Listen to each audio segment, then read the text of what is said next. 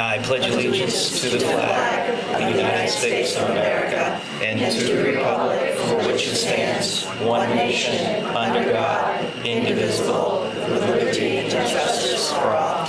I'd ask everyone to remain standing for a moment of silence for Aristia Georgeson, a fourth grade teacher in the Clinton Public Schools for 35 years, passed away recently.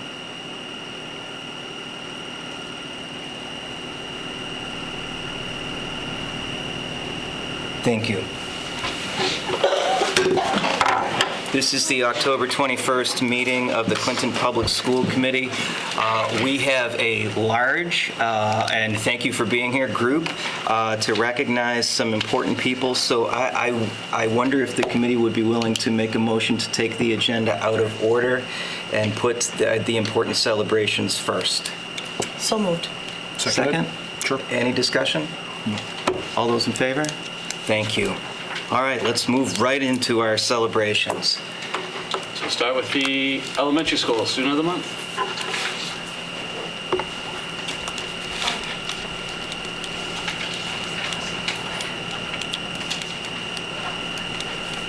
Good evening, everybody. I want to introduce Leslie DeVivo. Leslie DeVivo is a fourth grade student at CES who lives in Clinton with her mother Angela, dad Andrew, and brother Andrew. Leslie is being honored for her hard work in the classroom and her achievement on the Massachusetts MCAS assessment. Leslie's third grade teacher wrote last year in her report card, Leslie not only works well with her classmates, but is a natural leader. She continuously offers to help and support a student who is beginning to learn the English language throughout the day. In class this year, Leslie reads above grade level and has an insatiable appetite for learning. Her fourth grade teacher, Miss Mason, has expressed to me that she often reads 1 to 2 years above grade level. Her MCAS scores of a 560 in math, which is a perfect score, and a 555 in ELA mean that she scored exemplary in every category. I believe Leslie will be an amazing student for the Clinton Public Schools in the years to come. Tonight, we want to congratulate Leslie with a Certificate of Achievement signed by the school committee and Dr. Meyer. Congratulations for all that you do.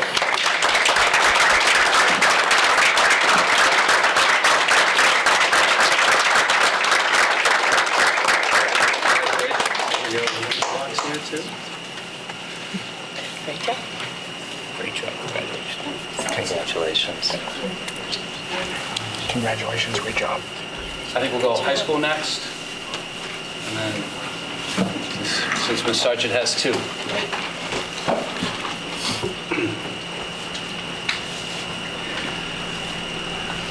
Good evening, everyone. My name is Scott Cermak with Clinton High School. Tonight we have Shining Cow. Shining, come on up. Shining was nominated by Miss Jen Dickinson and Miss Ellen Welsh. They actually asked if they could come and speak on her behalf. Good evening. Ellen and I are thrilled that Shining has been named Student of the Month for Clinton High. She is a fine example of a student who has risen above significant language and cultural barriers to become an active leader in the CHS community. Shining is a junior. She has some advanced classes and she earns A's and B's in all of them. She's a very, very active member of the Clinton High community. She's everywhere. She's sometimes behind the camera over there. She's in robotics. She's in Step Up to Excellence. She's in, hold on, I got a sheet. Student Council, the AV Club, the Math Club, and First Robotics. She's just in everything. She's just she's just such a great kid to have in class because she's so personable and she's so willing to help out others. And a lot of times she's the one who needs help, but she's willing to put herself out there first. She's just awesome. She also donates her time to the community by serving meals at Wheat. She plays piano at the Senior Citizen Center, and she plays piano at the NHS ceremonies here in Clinton. She came to Clinton from her native China when she was in 7th grade.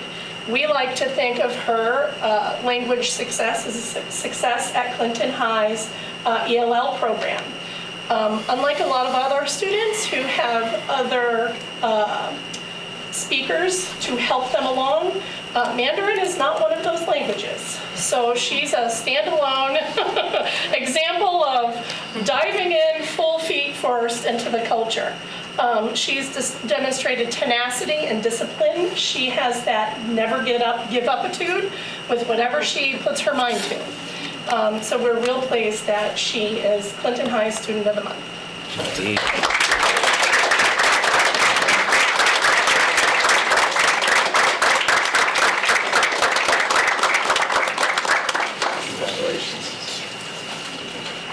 Great job. Thank you. Congratulations. Congratulations, great job.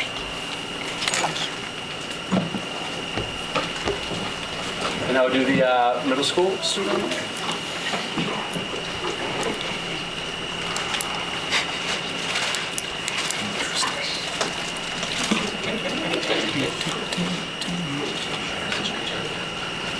So our student of the month is Katie McManus. So Katie, I think, was a little shocked when her mom told her that she was student of the month, because if you didn't know Katie, she's pretty shy and she's kind of sticks to herself, but yet she has the biggest heart when it comes to helping everyone and anyone. So Katie has really taken to the FLAC programs that we have at the Clinton Middle School. This past summer, she volunteered her summer vacation days to come in and help out during the extended school year. She came in probably 1 or 2 days a week. She gave thoughtful and meaningful birthday cards and gifts whenever a student had a birthday in the FLAC. She advocates for FLAC students' birthdays to be announced, like we announced all students' birthdays over the intercom. And she personally goes down to celebrate their birthdays with them. She references them as my students, as her friends or her kids. She adores them and admires them as they do her. She is calm, sweet, and understanding. When a friend is having a difficult time, she stops, observes, and simply tries to relate. She is in with their nicknames, the FLAC students, and they have given her Kitty Cat as her Tabby Cat name. She's a great contributor to the Autism Awareness Month that we celebrate at the Clinton Middle School. She brings now a friend with her, Tabitha, who is also starting to join, and that's due to Katie. And it's nice to see Katie make sure that she gets over to see them at lunch too. And today, the biggest smile on her face, just knowing that she can go and sit and she has a conversation with them, and it's just the best thing ever. She goes down in the morning to check in to make sure that they've all arrived and that they're all in. Whether it's to get, she also goes down to get a pass for WIN. She likes to spend her WIN time down in the FLAC room assisting Miss Dorsey and the students. There's never a time she doesn't stop and say hi to the students in the hall or throughout the building each and every day. It's simply a wonderful part of their routine, and it's helped her, Miss Dorsey's kids, to begin to say hi too. Miss Dorsey's students will simply say, "She's talked to us," so it becomes a big deal. She also helped a 7th grade student last year at the end of the year who started to struggle with being able to communicate, but her calmness, like her caring attitude, really allowed him to open up, and we would have to find Katie sometimes to be able to go communicate with him. This year, she is president of the Student Council, which is a big deal. She doesn't realize how big of a deal it is with 640 students in the Clinton Middle School. And I also want to let you know she'll be heading to Washington, D.C. with us in 2 weeks with her class. So I am so honored to have Katie McManus nominated by Miss Dorsey and several other teachers, as well as myself and Mr. Seed as our Student of the Month. So congratulations.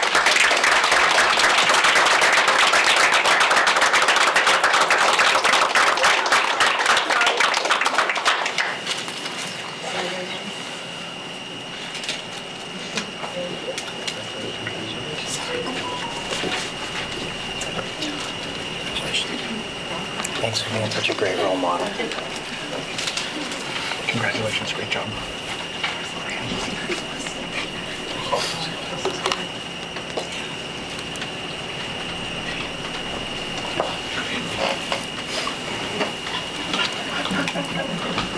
And our staff member of the month is also from the middle school, so So a couple of years ago, Dr. Meyer came to me and said, there's this wonderful program called Project Lead the Way, and we need to bring it to the middle school. But you have to find the right person, because it's change. For whoever takes it on, they have to go out for training, they're gonna have to give up time over their summer, and we kept going back and forth, who's the right person? And finally, we found the right person, and it was Brenda DeSessa. So she embarked and embraced this wonderful idea of going to the training for Project Lead the Way during the summer about 2 years ago. And I know the first session went really well. She had a great time, and she came back glowing. Not that I've never seen Brenda glow, but she was glowing, like this is it, this is the best thing. And then she became sick and missed the second class that took place that summer. But still, we had to tell her she couldn't go, because I think deep down she didn't care if she was sick or not. She was going to take that trip to Connecticut and attend the class. But we talked her out of it and told her that there'd be another time that she could take it. So last year was the first year that grade 8, we piloted automation and robotics. This allowed students to start to delve into what is automation, what is robotics, and they had to build different things. But the best part was they had to build a pull toy. And she brought 14 students to a showcase down in Boston. And although we didn't win first prize, we did very well, considering it was our first year, and several of the schools that were there had been doing it for several years. So coming back, the students, as well as Mrs. DeSessa, were very thrilled with the results. This past summer, Mrs. DeSessa went and took the second course, which is called Design and Modeling, and this is for grade 6 students. But over the year, we also had Miss Zencraft doing some 6th grade, 5th grade makerspace, kind of little bit of Project Lead the Way, and Mrs. DeSessa kind of coerced her, convinced her how wonderful this is. And we've had Miss Zencraft, Mr. McGuire, and Mrs. Oliver also go out this past summer for training. So we can't thank Brenda enough, but the most important part that I'd like you to know is Brenda has now been nominated as a finalist for Rookie of the Year for Project Lead the Way. And today, she was at WPI, and she was a panelist for the Pull Toy Showcase. We are very pleased with her Project Lead the Way enthusiasm and what she has done for the middle school. It has made a difference. We also want to congratulate her on the STEAM for Girls program that she co-founded with Mrs. Kaplan a few years ago, which has opened the doors for many of our girls in grades 6 to 8 who are looking to become engineers. She brings in females who are in the science field to be guest speakers and role models for our girls. These guest speakers come in and bring an area of science that they're working in, and sometimes they get to build with them. Sometimes they get to see PowerPoint presentations to see what's out there for females, and it's been such a great asset to the girls, and several of them have gone on to summer classes at WPI as a result of this. So we want to thank her for her enthusiasm and energy for both Project Lead the Way and STEAM for Girls, and this is the reason she is the Employee of the Month this month.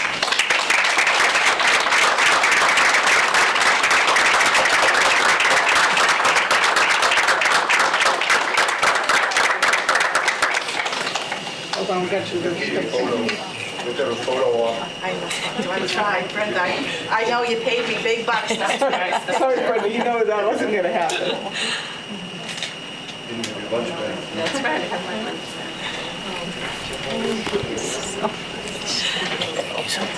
Thank you for everything you're doing. Congratulations. Thank you. Awesome stuff. Thank you.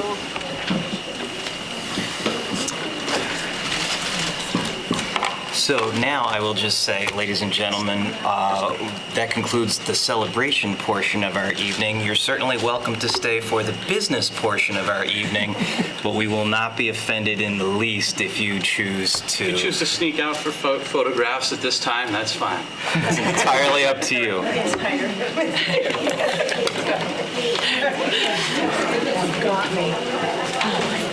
That was okay. It's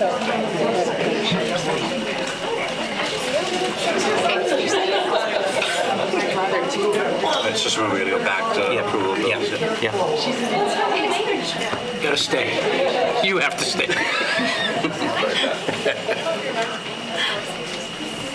Thank you, ladies and gentlemen. Can we have a motion to approve the bills? I'll make a motion to approve the bills. I will second that motion. Mary? Motion being made and seconded to approve the bills. Any discussion? Me, him, Matt. Thank you. Any discussion? There being none, all those in favor? Thank you. Can we have a motion to approve the minutes of the meeting held October 7th? Make the motion to approve the minutes. I'll Thank you. second. Motion being made and seconded. Any discussion on those minutes? There being none, all those in favor? Aye. Unanimous as well. Thank you. Sophia, do you have any words for us tonight? I'm sorry that we reduced your audience to...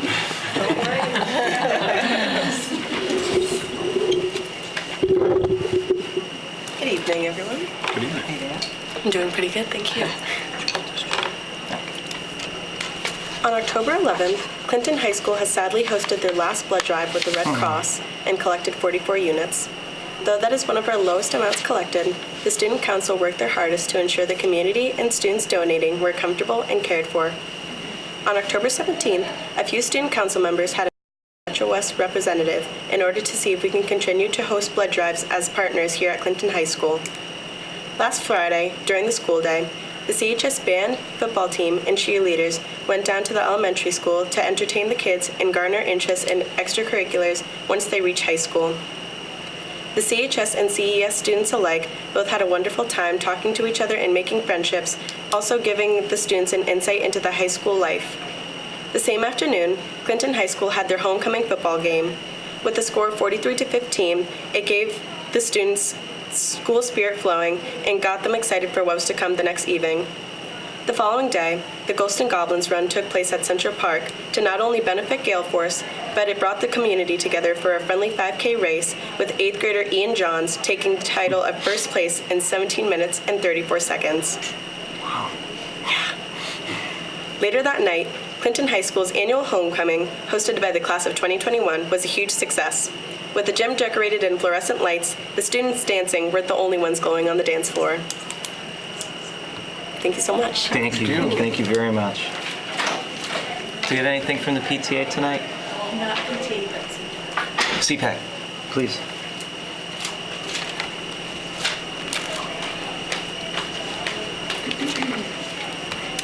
Good evening. Our next meeting is Tuesday, November 5th in the CS Library.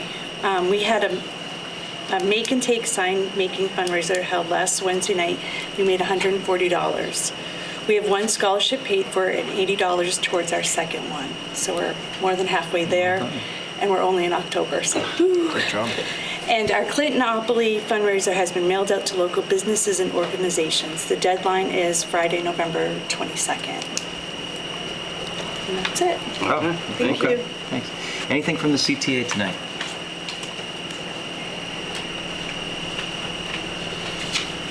Since you get to hear about the high school great things that are happening, I just wanted to share with you, this morning we started the I2 Learning STEM Week, where each class has a different activity. I was paired in the 6th grade. We all went to 2-day training this summer on our own time. And so today in the 6th grade, they became first-year medical students. And they had an emergency room patient, and they had to decide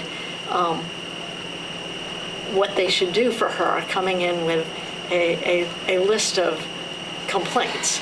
And we found that our 6th graders don't know much about the human body or medicine at all, because the activators didn't go very well this morning.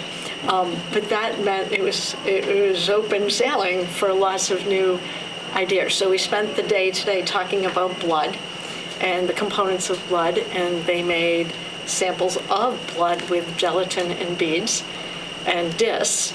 And they also, the patient that they got to meet has sickle cell disease. So they talked about how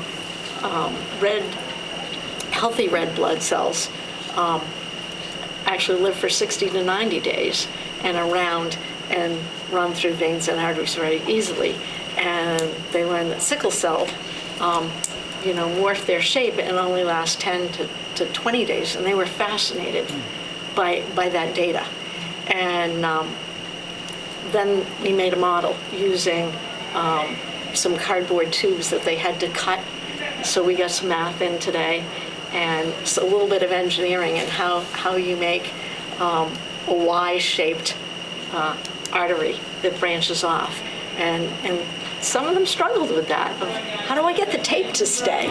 What angle do I do? But they enjoyed making their Play-Doh healthy cells and then having them run through and see how they actually did the sickle cells gummed up. And Robin, there's a community showcase for this, right? yes, week? there is a community showcase, and it's next Monday, I believe, from 1 to 2:15. I believe so, yeah.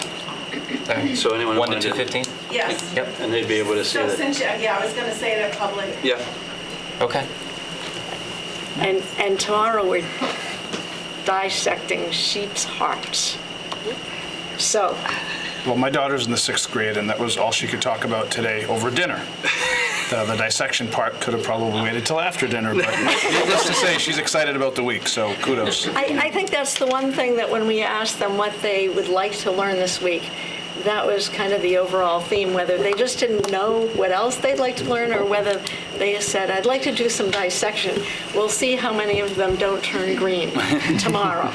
I do think it was nice. It was great to see the large number of teachers, like you said, that participated in the I2 training over the summer. And it wasn't something we could require. It was something we offered. I think I2 did give a small stipend type thing for going. We haven't got it yet. Okay, they promised you one, right? But we did have a large number of teachers attend, and it looks like a lot of those activities this week are going to be just exciting, engaging STEM Week activities. I want to go. I think the item might even be working on a STEM Week story. So. Well, and this summer, Miss Carey and Mrs. DeSeza and myself, we went up to Nessitizit Middle School up in Pepperell, and it was nice to talk with teachers from other districts, about what they're doing in their curriculum, and it was nice to see another school and see what their labs look like, and so it was 2 days of really packed training, but it was good.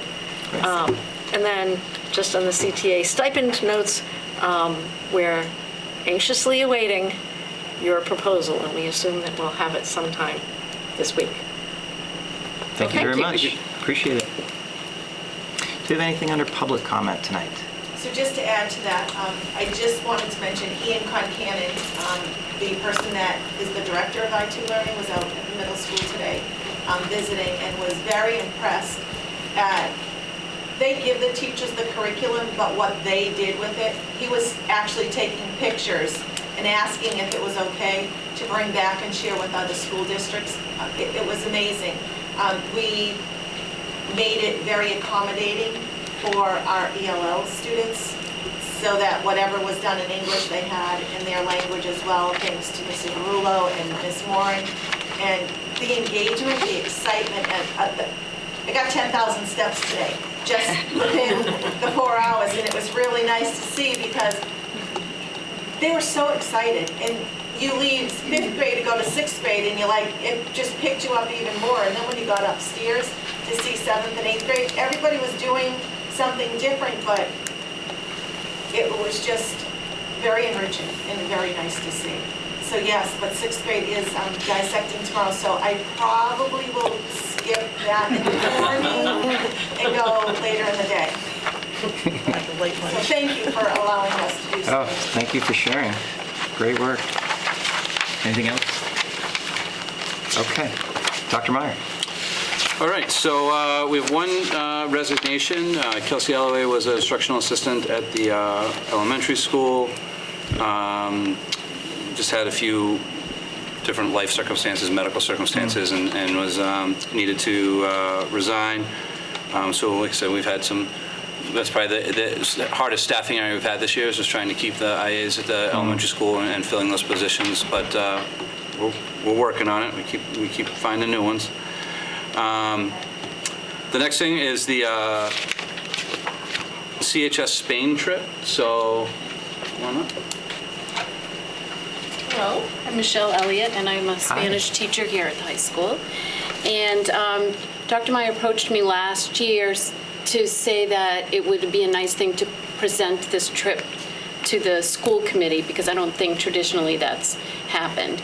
So our trip that we have planned is for April 2021, and it is Paris, Barcelona, to include the new French program here.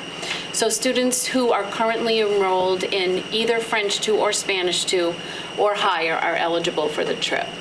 So I don't know how much information you want, but these are I think you might need school committee chaperones, right? Okay, so New subcommittee, Tina, new subcommittee. Thank you. there you go. Thanks. So this is just the financial information, the cost of the trip, and then a few side trips that we've added on. The insurance, and then the total at the bottom there at $32.44. And if anybody's interested, I also have the itinerary here. It's 3 nights in Paris, 3 nights in Barcelona. It includes the airfare, all their admissions, 24/7 tour guide, insurance, breakfast and dinner, and their transportation on the high-speed train from Paris to Barcelona. So, if you have any questions, I'm happy to answer So, them. just to clarify, so April 2021, basically you're looking for the week of April vacation, Correct. correct? Mhm. Yeah, so this trip takes place, I mean, at most they might miss, they might get Right, out so early Friday to get to the airport. Correct, so Yeah. we request a Friday departure, but we could possibly leave Thursday or Saturday. Yeah. So they do it, based on price. And I think, obviously that this is kind of a well-established tradition at the high school. They've been doing these trips over April vacation. I think this past year was, kind of alternates, right? It's like one that kind of goes to Spain Right, and then so one that goes last year somewhere. we did Spain, and then this year they're year going is to Ireland. And so next Yeah. year, we're including the French program Yeah. too, by doing the 2 countries. And then since it is, it's one of those kind of things where I think when it started, there might have been sort of a fine line of, is this a school-sponsored trip? Is this not a school-sponsored trip? It goes over April vacation, but I think clearly it's been embedded enough in us that although we do it through a tour company and stuff, we are sending our chaperones is connected to our world language department, that kind of stuff. So given the fact that it is basically a de facto school-sponsored trip, even though it's over a vacation, we felt it was necessary to bring it to the school committee so that there's international travel. So are you seeking approval from the school committee? I think before they initiate the fundraising aspects of it? Yeah, I think now, because I think that's why I wanted to bring it, since it's not for this year, it's for next year. But as they kind of Right. start building everything, we just, if the school committee is, willing to approve it, I think that would be a nice motion so that they can move forward. So, forgive me for not knowing this, but what is our current policy around You were going to ask me that. I believe we're supposed to, but overnight trips? yeah. Okay. So, at minimum, we probably need to just make sure we're clear on what that language is. I know- As it is April 2021, Yeah. can we just look this over and invite you back to our next meeting? Sure. Yeah, that's fine. I mean, but I know at some point, because I do know it is overnight trips we need to approve, because I know we'd approved the, when the cheerleaders went to Virginia Beach, we approved that as well. So I know we want to make sure that we're, doing that stuff, so. So let me just be very, very clear. Thank you for doing this. Thank you for giving this opportunity to our students. Thank you to all of the coordinators who provide extensions of the curriculum well beyond the classroom. It is very much appreciated. I just want to make sure we're on solid footing in terms of what we have to do for you and for us and for the town. So does the committee have any questions? I was going to ask always how many wondered students how, go. oh, excuse me. Yeah, good, Sorry. Tina. I just always wondered how it worked. You have to be a Spanish or French student enroll in order And at a certain level. in order Correct. to even be able to participate. Correct. And you have to be in good standing with the administration, and attendance and. Okay. Guess I'm out of that trip. So to Matt's question, how many students is that normally around? It depends. Last year, we had 12 that went to Spain. I think they have about 20 going to Ireland. I know there are about 15 interested in next year's trip. And then in past years, there would be Ed Howard, who recently retired, took 40 a few years ago.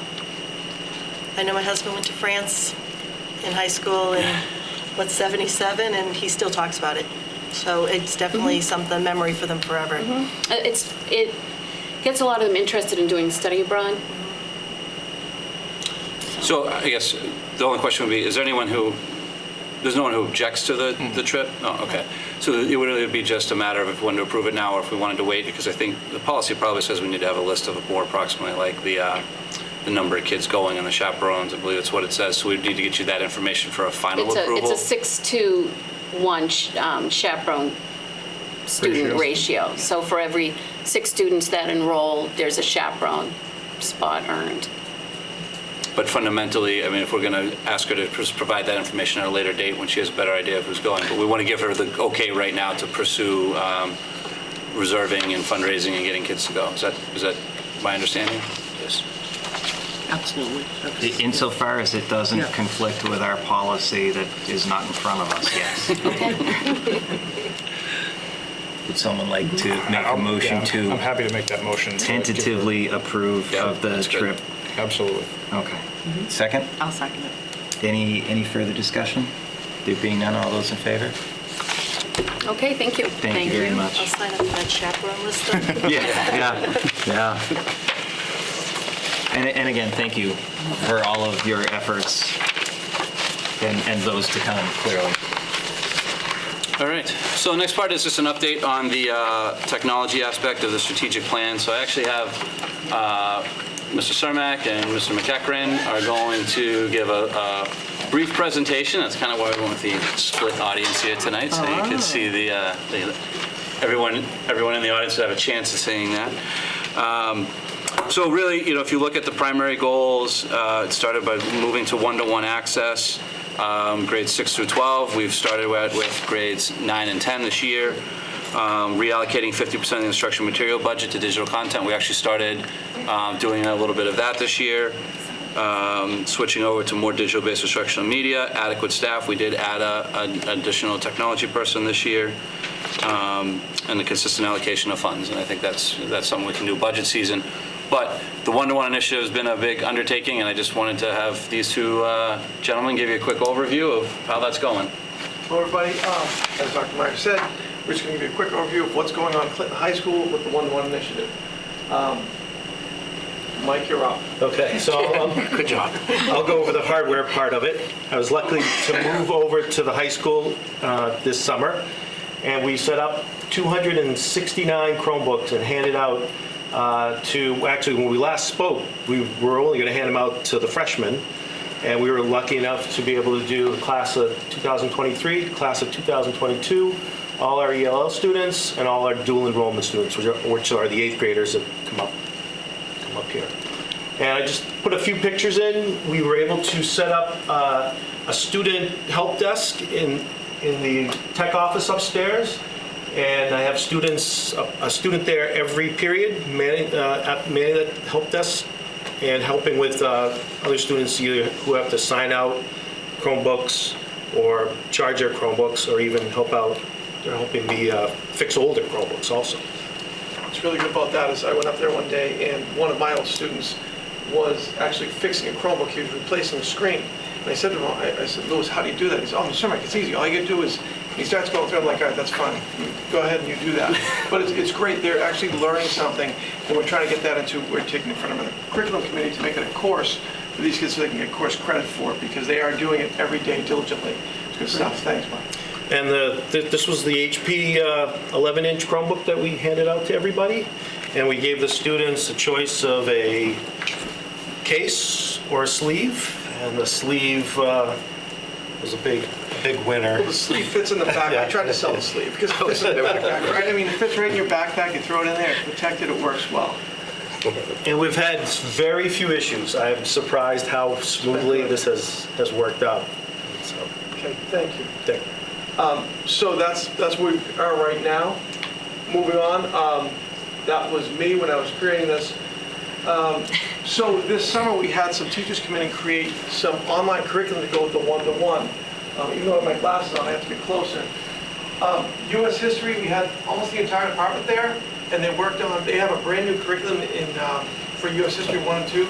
It's entirely online. The book, everything is online. It's free through your Bryce University. It's unbelievable. They did the research, they recreated their curriculum, so it's all there. Environmental science, bio, English, health, Spanish 1, intro to physics, and accounting 1 and 2, and marketing are all using these as one-to-one curriculum online. So they're pulling things online, so it's good stuff. Now, the entire curriculum for some of those isn't all online, but they're pulling things from online to use. So the Chromebooks are getting used that way, so it's not just replacing the pencil and paper. Here, we talk about Google Classroom. At Clinton High School, all teachers are using Google Classroom, which is great. And Google Classroom is a place where students can just go and access their work. Teachers post their work there, and there are different things they can post are questions, worksheets, videos, lesson plans with links, lesson directions. Paperless works and grading. Paperless work is awesome because they can do peer editing, where they can share between peers. They can answer questions before they turn it to the teacher. And by turning it in, all they do is they click a button and it goes to the teacher. It's almost like the student just handed it away. The teacher can now grade it and return it, and it's all online paperless. So there's nothing going back and forth but click of a button. And then there's forms, tests, and quizzes. In a minute, I'm going to show you a little bit about what it looks like from a teacher's perspective on Google Classroom. But I don't want to go there yet because it takes a second with the technology freezing. Lastly, we're looking at early college. Dr. Meyer said, bring it up and let you know about it. We're talking about early college at Clinton High School.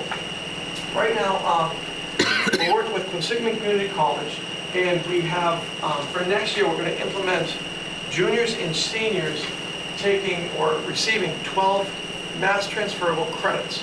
And what that means is they'll take courses here. Any course they take here through Quinsigamond will be 10 high school credits and 3 mass transferable credits. That means if you go to any Massachusetts public college, UMass Boston, Amherst, Worcester State, Fitchburg, Framingham, any of those, you'll get these courses. This is a liberal arts driven curriculum at this point, but they will be taught at CHS. We've had 2 teachers approved to teach them, Richard Quirk and Ellen Welsh. Mr. Quirk's been approved to teach English 101 and 102, and Ellen Welsh has been approved for economics, micro, and macro. So those are the 4 classes. Obviously, seniors next year wouldn't be able to get 12 credits, but any junior going in next year will be able to take English 101 and microeconomics. Senior year, take English 102 and then macroeconomics, 2 semesters, or a semester each, leaving with 12 credits, basically a freshman year, first semester being done. Like I said, it's a liberal arts pathway. It's mass transferable. And to get into these classes, they're going to have to take the AccuPlacer test. We're not looking for the highest achievers to all jump on this, but this is for anybody who can place in the AccuPlacer at that level. We don't want to give kids courses they can't achieve at. If they can achieve at it, we give them this course, they can get both high school and college credit. By the way, the English 101 would replace junior year English, English 102 would replace senior year English. When I said this to my son, he's like, so what do you mean? I can take like English 101 my junior year, first semester, and be done with junior English? I'm like, yeah. Really? Yeah. And then you can take economics second half, so you kind of do that whole thing. Scott, what do we know about those credits being transferable to private colleges versus just public? Or have we asked that question? As of right now, we don't know. Okay. Right now, I do know, I can check on that, but I don't know the answer to that yet. I do know right now that it's mass transferable. Perfect. Student have to pay for the college class? So the best part about it is if we went to Quinsigamond, it would cost us $225 or $250 per student per class. If any of us were to take a college course, it's about $250 per credit, so it's about $750 per course. These guys are getting it for $250 for the entire course. Because we're bringing it to Clinton High School and we have our teachers approved, it's costing us $100 per student per course. It's something that Dr. Meyer is going to look into maybe budgeting for next year, so the students. Yeah, we should be able to, through our Title IV grant, either try to make that either free or at least have a pocket of money for financial assistance so that cost is not a barrier. But $100 for a college course is pretty good. Well, the more you get online curriculum going, save your money on textbooks, you'll have some extra money to reallocate anyway in some way, shape, or form. We're hoping that in the future, after next year, if this takes off this year with students, we're hoping to get 20, 40 students to sign up for it. If it goes well next year, we're hoping we can go back to Quinsigamond and add other courses like a math and a science or a couple science classes, and then give the kids more choice. But right now we have, like I said, the liberal arts pathway with the economics with it. Up here, I wanted to go back to this way, right there. Google Classroom. Google Classroom I used for multiple years, and I just want to show this to you. This goes back to, it's so small.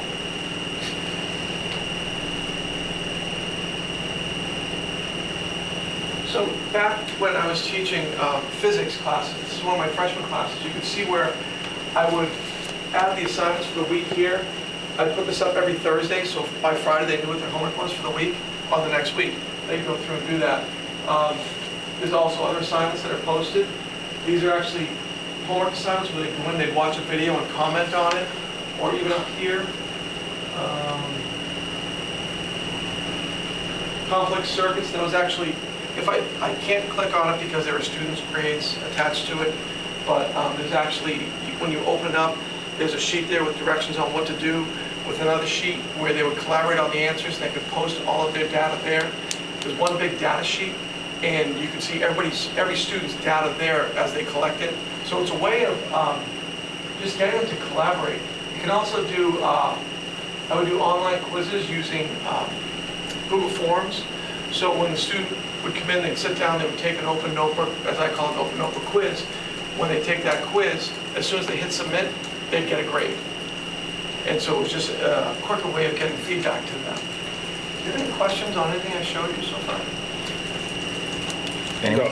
No, I think it's awesome because I remember when Steve had first sort of started and we got together and there was committees and the strategic plan and sort of where are we trying to take the kids, and then I was able to serve with some of these folks on the technology committee, the subcommittee, and I remember sitting in a room with you over at the elementary school and talking about one-to-one and could we do it and how would we do it, and spending 5 years selling education technology to schools and knowing how important it is and that the world that they're going into is not the world that we came into, and seeing this is super exciting to me because it just shows that work we put in way back when it was just on a piece of paper and like 25 of us on poster boards in the cafeteria. I mean, we're making progress towards things that are meaningful for the kids, and I think it's awesome. I think it's great. The things that are going on really is. It's great. I could go all night long on this because I get excited when I talk about this, but I don't want to keep it at home. I would just add to that, I think it's exciting to be, advocating as a school committee for a public school district, recognizing that you can open the world to our students, that not only through, the experience of STEM Week and through, experience-based learning, but also recognizing that, in 2019, we can have students participate in a number of different courses that a decade earlier we would be too small to offer, and that's really exciting for me. And I commend you all for it. That's great. It's awesome. I think just two things I would say is I remember when we first tried to present this to the faculty, once we kind of knew it was going to happen and we were talking to them about it, and we really tried to emphasize that, the whole point of one-to-one is not just to save paper, right? We don't want to just do the same stuff but on paper, or, but on a computer. And it's really trying to say, how can we get those things, like you mentioned, the collaboration, creation, simulations, those types of things that they might not otherwise be able to do, like you mentioned, opening it up.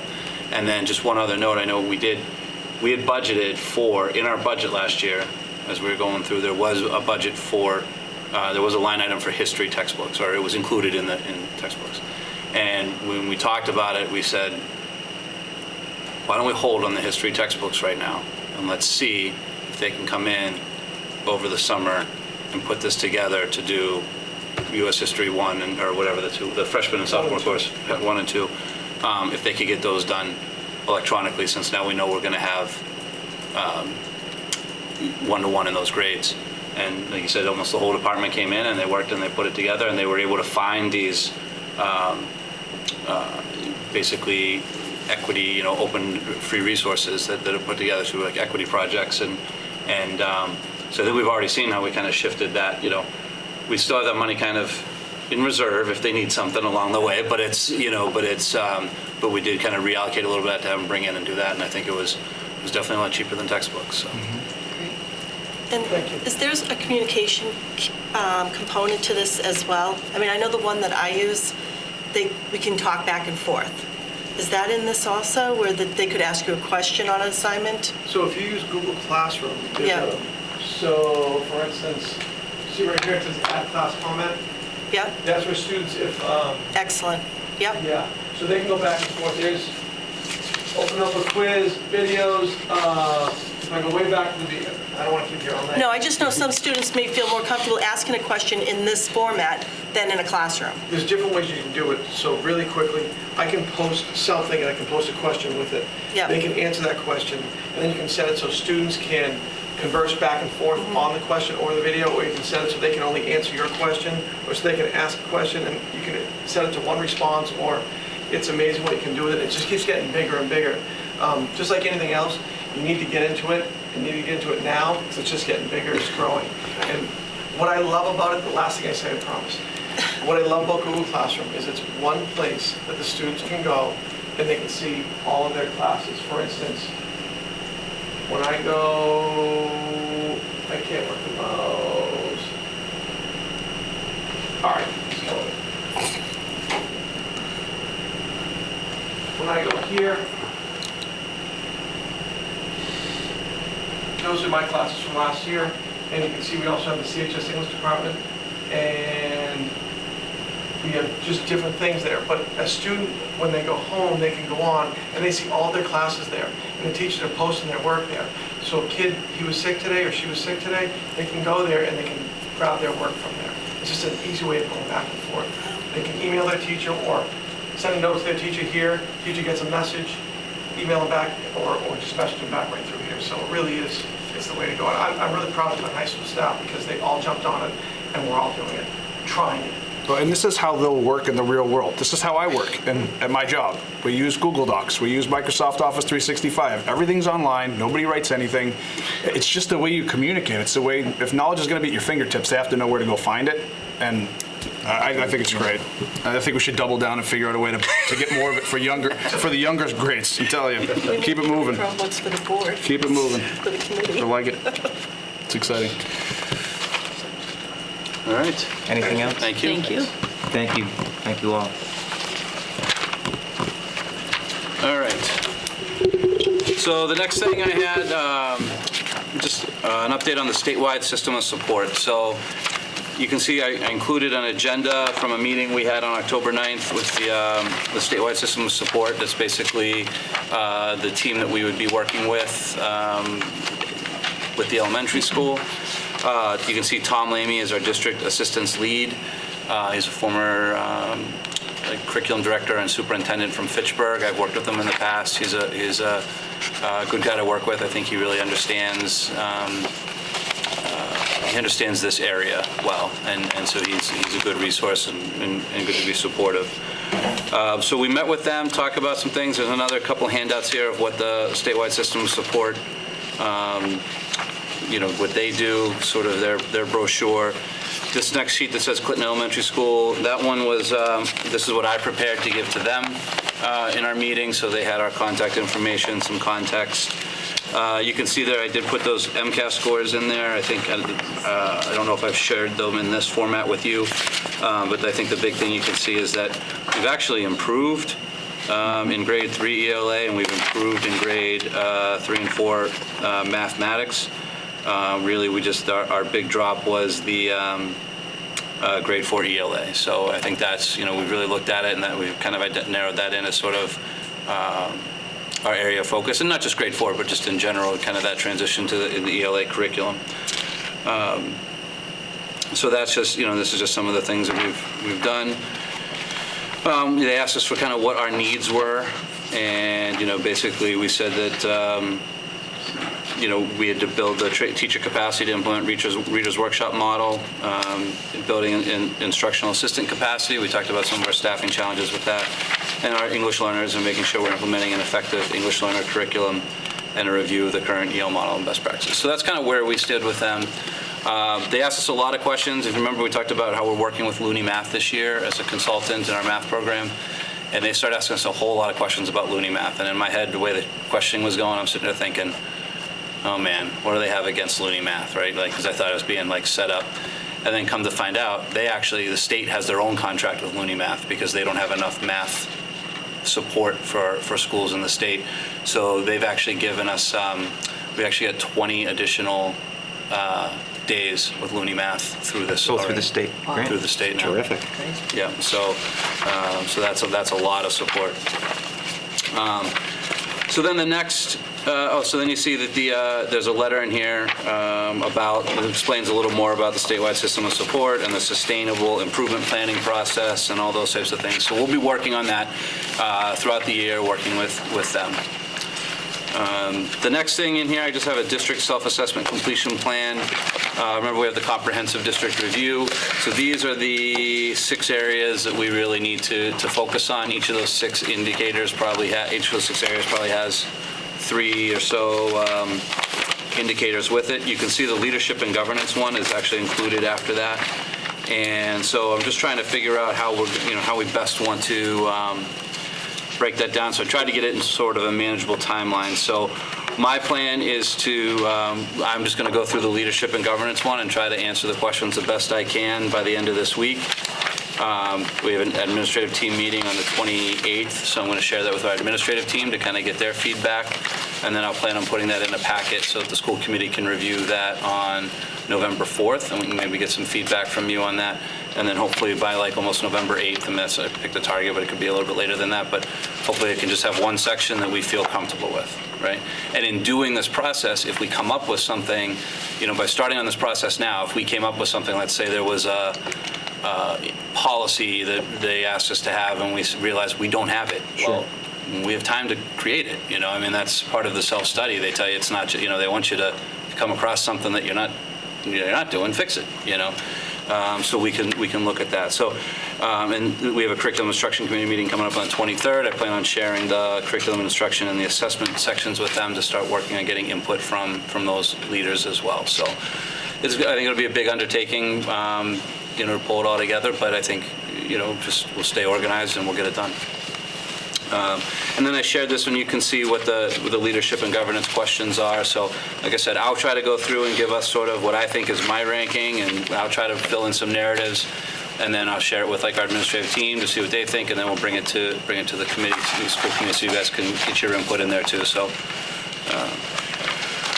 The next one in there is just it says update to the Board of Selectmen. So I met with the Board of Selectmen on October 16th, and I just kind of gave an overall update on, I wanted to share with them about our accountability ratings and just kind of what we're doing. And so I shared with them. And so I gave this to them as a handout. I wanted to give it to you as a handout as well. I didn't want them getting information that you didn't have. and just kind of goes over the same type of thing. The last thing on here you can see on this handout I gave them was some budget updates. That's actually from the Student Opportunity Act. That's the governor's office estimates. It says not for planning purposes because it's just sort of estimates, so it's not necessarily set in stone. But if you look at that, if the Student Opportunity Act were to go through, our Chapter 70 aid would increase by approximately 1.5 million next year, and it would increase a little over 5 million by FY27. So that's a significant breakdown. What I shared with the selectmen was if you look at the percentage of the required local contribution as a percentage of the foundation budget, you notice they're trying to keep that kind of stagnant, which means if they're giving you a lot of money, your local contribution goes up as well, okay? However, it's good to know that if you look at our end-of-year report, when it captures our total local contribution, including insurance costs and indirect costs, partial salaries of the treasurer and the town accountant and that kind of stuff, our end-of-year reported local contribution is already close to like 14 million. So we're already over, we're over required local contribution. And we weren't at one point, then there was the override, and then now if you really look at, and when you factor in all those indirect costs, and I look at our end-of-year report, it's not that bad. So I think we'll be okay as far as Clinton in terms of meeting that required local contribution because we're already over it, but we would be getting that 1.5 million or so a year from the state in the Chapter 70, which hopefully allows us to keep moving forward with what we want to move forward with. So then the last page I had here was, I should do personal goals in addition to the school goals, which we presented a while ago. These are two that I'm proposing for you, and if you're okay with it, then that's good. My student learning goal was to student learning in grades 3 through 8 is measured by the 2020 MCAS will reflect an average scaled score increase of at least 3 points, raising ELA to over 496.7 and math to over 492.15. Particular focus will be placed on supporting the white and high needs subgroups in order to increase their student performance. Essentially, what does that look like? That means basically working with the state system of support, doing those sustainability plans, and trying to work on really just improving our student outcomes for the elementary and middle school. I didn't include the high school really necessarily in that because it's last year was the first year they did the test, so we didn't really have the trends to see kind of what's going to happen with that. And then for my professional practice goal, I said by June of 2020, Clinton Public Schools will have successfully completed all aspects of the comprehensive district review. This includes successful completion of the district's self-assessment by February 14th, facilitating the on-site visit from March 16th to 19th, and completing any required follow-up actions. So, I kind of aligned these goals to the two things we just talked about, the statewide system of support we were working with and the district comprehensive review. So those would be my personal goals. So I'm welcome to, and I've just thrown them out as a draft. So it's up, whatever your pleasure is on those comments or questions. Pleasure of the board. I think those are reasonable goals. Any other thoughts? So I have a question. Yes. With regard to the student learning goal, Yep. it is, I think it's commendable, I think, but do you feel as though your work, what's the level of impact that you as the superintendent can have on that goal? I think this year, given the fact that we'll be working with the statewide system of support, and I will be heavily involved in that, and we'll be looking at creating plans in terms of okay, we've got Looney Math Consulting. How are we using the Looney Math Consulting? How are we designing our professional development around that? I think there's some other things that we're going to need to look at in terms of what are we doing in terms of literacy? How are we supporting our literacy coach? Are we bringing in other consultants for that? So I do think there's some. I understand you're right. The question as far as I'm not face to face with the kids every day, but I do think that in terms of driving a lot of that sustainability improvement plan, we're going to be building that as a team, and then we're going to be trying to implement that as a team. And I think it is going to be. I think I'll be pretty hands-on with that this year. So do those points put the schools 3 through 8 within the likely target range? It depends, because the way they do it now, they measure everything. You know, they kind of average everything, right? Right, so it's normed against the previous year and then applied to the criterion reference. And the way that, the way I'm envisioning this is that it'll kind of be like the 3 through 8 average, right? Which means hopefully if we get so if everyone got a 3-point increase, so that'd be great. But, it could be that 4th grade gets a 10-point increase and, another grade didn't do as well or something like that. So, so I think that, I tried to make it, 3 points I felt like was reasonable. I tried to keep it reasonable, not outlandish, but. So I guess my last question will be the same question that I ask when teachers propose goals to me as a principal. Are they meaningful to you? And if so, then, look forward to discussing the progress. Yeah, I think, like I said, I tried to tailor them. I think, and it's the same thing I talked to our administrators about, I don't want people, don't create a goal for the sake of creating a goal, right? And if you really look at what am I going to be spending a lot of time this year, it's going to be working with the statewide system of support, building that sustainable improvement plan, and really trying to work to say what action steps are we taking to improve student outcomes. And I think that's what I tried to capture with the student learning goal by making quantifiable in terms of student achievement. In terms of professional practice goal, I think that's, we've got that comprehensive district review. And like I said, it's not only just doing the review, but it's also as we discover things, if we say, hey, you know what? We don't really have a good curriculum adoption cycle, so you know what? Let's create one and let's adopt it, and filling in those gaps as we do that review. So I think both of those are really things that are going to be my focus this year, which is why I tried to propose them as goals. So is this also a team focus too? You talked about your individual, but you talked about a team as well. It is, but I think, when I set my, obviously like Rob as the principal will be working with the statewide system of support with me all along. But when we set our own goals, his might be slightly different than mine. So that's why I didn't make it a team goal, although they're all going to feed into each other. Would someone like to make a motion to, thank you, would someone like to make a motion to accept the superintendent's goals? I will make that motion. Is there a second? Any further discussion? Being none, all those in favor? Unanimous, thank you. Thank you. All right, I think that's all I have. Yep. So the curriculum committee meets Wednesday? Yep. Anything from the safety committee? Oh, we're meeting on the 30th. It meets Wednesday also, next Wednesday. Marketing is the 14th. Sorry, that's it. Yeah, 14th. Marketing is on the 14th. At 5 p.m. So under policies and procedures, the policies subcommittee met and would offer to you for your consideration the MASC model policy that was provided last, and I don't think it's in your packets. That's not in the packets right now. We can present it at the next meeting if you want to do the formal adoption of it, but it's up to you. Yeah, so I'll just give you an overview that we wanted a little more time in terms of the existing language that we have around advertising and the selling of advertising on school district property.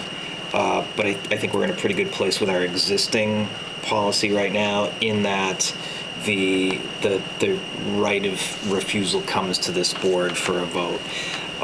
With regard to the policy on memorials, that I think we had a great discussion, and I think we certainly want to respect those memorials that are in place around the schools and school district, but also have a responsible approach to that notion moving forward. So we thought that the MASC model policy was a good one and served our needs, so we'll bring that forward to you in our next meeting.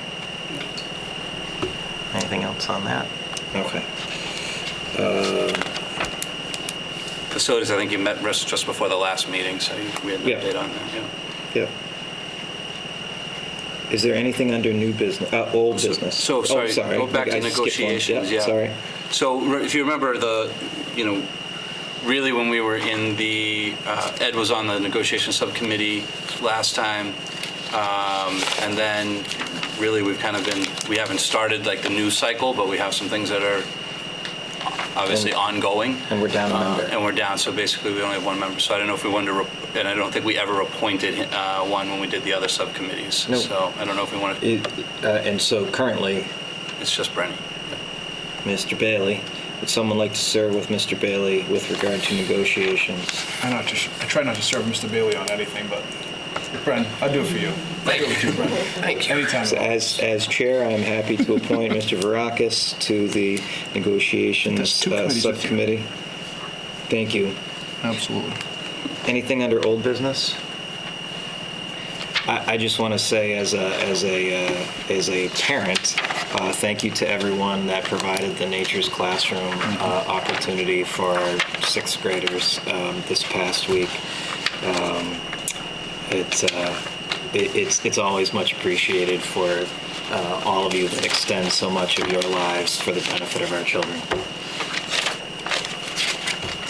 Anything else under old business? Anything under new business?